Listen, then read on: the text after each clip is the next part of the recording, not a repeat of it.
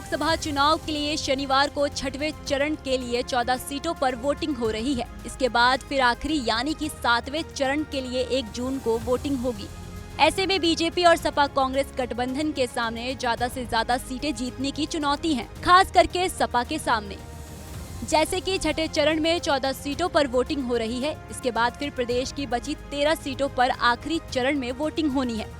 मतलब कि दोनों चरणों की 27 सीटें सपा के लिए अहम हैं। वो ऐसे कि सपा के पास इनमें से एक भी सीट नहीं है। इन सभी 27 सीटों पर सपा का हाथ खाली है।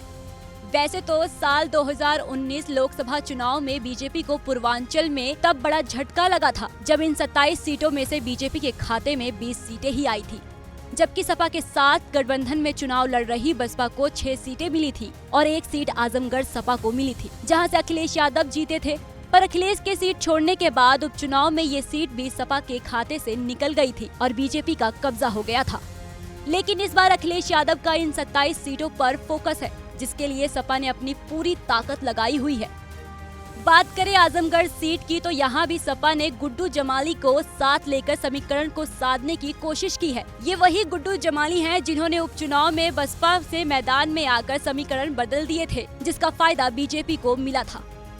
वहीं दूसरी तरफ कुंडा सीट से विधायक राजा भैया उर्फ रघुराज प्रताप सिंह भी सपा के समर्थन में आ गए हैं। उनका प्रतापगढ़, इलाहाबाद जैसी सीटों पर अच्छा प्रभाव माना जाता है, इसलिए उनके साथ आने में भी सपा को मजबूती मिली है।